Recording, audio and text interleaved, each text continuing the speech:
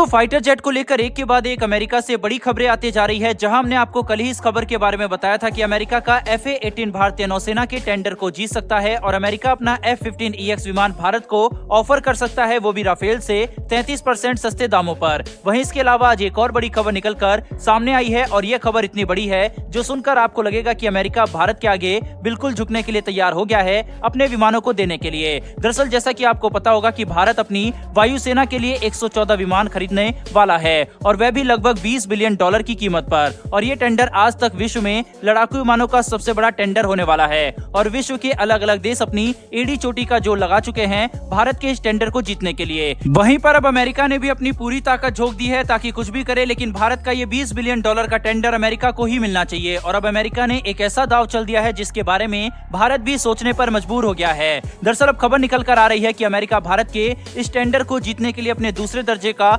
सबसे खतरनाक विमान F-35 भारत को ऑफर कर सकता है। और यह विमान इतना शक्तिशाली है कि भारत भी इस ऑफर के बारे में सोचने पर मजबूर हो गया है, क्योंकि जहां पर भारत $20 अरब खर्च करके 4.5th जनरेशन का लड़ाकू विमान खरीदेगा, वहीं पर हमें उतना ही पैसा खर्च करके एक 5वीं पीढ़ी का लड़ाकू विमान मिल जाएगा। और इसकी टक्कर का विमान पाकिस्तान तो क्या चीन के पास भी नहीं है। पेंटागन ने बोइंग को हाल ही में परमिशन दी है कि वो भारत को अपने F-18 लड़ाकू विमान की बजाय अपना F-15EX विमान ऑफर कर सकता है, जिससे भारत के टेंडर में जीतने के चांसेस बढ़ जाएंगे। और वहीं पर अब लॉकहीड मार्टिन भी अब ये प्लान कर रहा है कि वो अपने F-16V लड़ाकू विमान के बदले भारत को F-35A का ऑफर कर सकता है। भारत अमेरिका से कभी भी F-16 विमान नहीं खरीदेगा, क्योंकि यह विमान पहले से ही पाकिस्तान के पास मौजूद है, तो उसी विमान को खरीदना जो कि दुश्मन के पास मौजूद हो कहीं से भी इसका मतलब नहीं निकलता। और इसीलिए लॉकहीड मार्टिन को अब लगने लगा है कि वो भारत को बेवकूफ नहीं बना सकता, या तो उन्हें भारत को कोई बेहद ही घातक और अच्छा विमान देना पड़ेगा या फिर इतने बड़े टेंडर से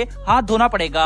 F-35 को लेकर चर्चा इसलिए भी हो रही है क्योंकि पिछले कुछ सालों में F-35 के दाम काफी ज्यादा गिर चुके हैं, क्योंकि आज के समय में अमेरिका सैकड़ों F-35 बना चुका है, इसीलिए इन्हें बनाने का दाम भी अब कम आने लगा है। इसके अलावा उन्हें उड़ाने का खर्च भी अगले कुछ सालों में F-15 लड़ाकू विमानों के बराबर आने वाला है। हैरानी की बात तो यह है कि मौजूदा समय में एक F-35A लड़ाकू विमान की यूनिट कॉस्ट लगभग $80 मिलियन से लेकर $110 मिलियन तक आ गई है और ये वही दाम है जो कि हम लगभग एक F-15EX लड़ाकू विमान के लिए देंगे। इसके अलावा राफेल तो इससे 2 गुने कीमत पर मिलने वाले हैं। तो हम लोग ये समझ सकते हैं कि F-35A भारत के लिए इतना अच्छा क्यों हो सकता है, क्योंकि एक तो ये लगभग उसी दाम में मिल रहा है जिसमें बाकी के विमान भारत को मिलेंगे और यह एक 5वीं पीढ़ी का लड़ाकू विमान है, तो इससे हम और किसी भी लड़ाकू विमान से कंपेयर ही नहीं कर सकते। भारत के 114 विमानों के टेंडर को जीतने के लिए अमेरिका ने अपनी एड़ी चोटी का जोर लगा दिया है और इसीलिए वे अपने कुछ सबसे घातक एवं शक्तिशाली लड़ाकू विमानों को भारत को देने के लिए भी तैयार हो गया है, जो कि हमारे लिए काफी अच्छी बात है। एक और बात यह भी है कि इन लड़ाकू विमानों के साथ भारत को इनकी टेक्नोलॉजी और भारत में ही बनाने के लिए फैक्ट्री भी लगाई जाएगी, जो कि भारत के लिए और ज्यादा सोने पर सुहागा बन सकता है। बहरहाल दोस्तों बढ़ते हैं दूसरी खबर की तरफ और ये खबर DRDO से जुड़ी हुई है। दरअसल DRDO भारतीय वायुसेना के लिए एक ऐसे स्टेल्थ पोड को विकसित कर रहा है जो कि 4.5th जनरेशन के